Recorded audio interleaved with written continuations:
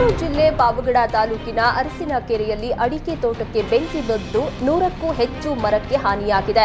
ಗ್ರಾಮದ ಕೆರೆಯ ಸಮೀಪದ ಕಸದ ರಾಶಿಗೆ ಬೆಂಕಿ ಇಡಲಾಗಿತ್ತು. ಈ ಬೆಂಕಿ ಕೆರೆಯ ಸಮೀಪದಲ್ಲಿದ್ದ ಬಿಕೆ ಮುನಿಸ್ವಾಮಿ ಎಂಬುವವರ ಅಡಿಕೆ ತೋಟಕ್ಕೆ ವ್ಯಾಪಿಸಿದೆ.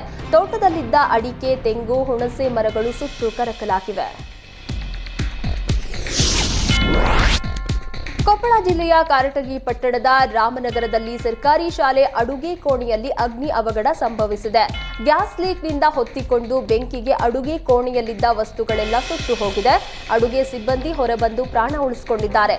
ಅಗ್ನಿಶಾಮಕ ಸಿಬ್ಬಂದಿ ಬೆಂಕಿಯನ್ನು ನಂದಿಸಿದ್ದಾರೆ.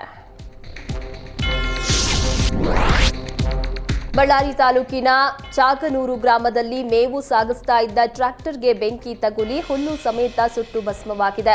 ಚಾಕನೂರಿನ ಬಸರೆಡ್ಡಿ ಎನ್ನುವವರು ಜಮೀನಿನಲ್ಲಿ ಮೇವು ತುಂಬಿಕೊಂಡು ಚಾಕನೂರು ಗ್ರಾಮಕ್ಕೆ ಮರಳುವಾಗ ವಿದ್ಯುತ್ ಕಂಬದ ವೈರ್ ತಗುಲಿ ಕ್ಷಣಾರ್ಧದಲ್ಲಿ ಸುಟ್ಟು ಹೋಗಿದೆ. ವಿದ್ಯುತ್ ಕಂಬ ಮೊದಲೇ ವಾಲಿದ್ದರೂ ದುರಸ್ತಿ ಮಾಡದೆ ಜೆಸ್ಕಾಂ ಸಿಬ್ಬಂದಿ ವಿರುದ್ಧ ಸ್ಥಳೀಯರು ಆಕ್ರೋಶವನ್ನ ವ್ಯಕ್ತಪಡಿಸಿದ್ದಾರೆ. ಅದೃಷ್ಟವಶಾತ್ ಯಾವುದೇ ಪ್ರಾಣ ಹಾನಿಯಾಗಿಲ್ಲ.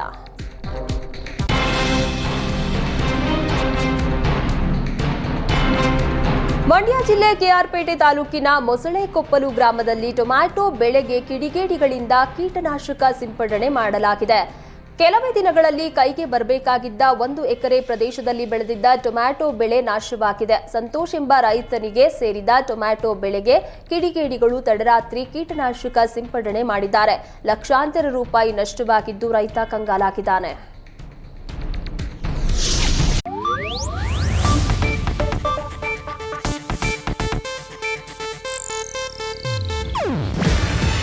ಇದು ಏಷ್ಯಾನೆಟ್ ನ್ಯೂಸ್ ನೆಟ್ವರ್ಕ್ ಪ್ರಸ್ತುತಿ. ನೀವು ನೋಡ್ತಿದ್ದೀರಾ ಏಷ್ಯಾನೆಟ್ ಸುವರ್ಣ ನ್ಯೂಸ್.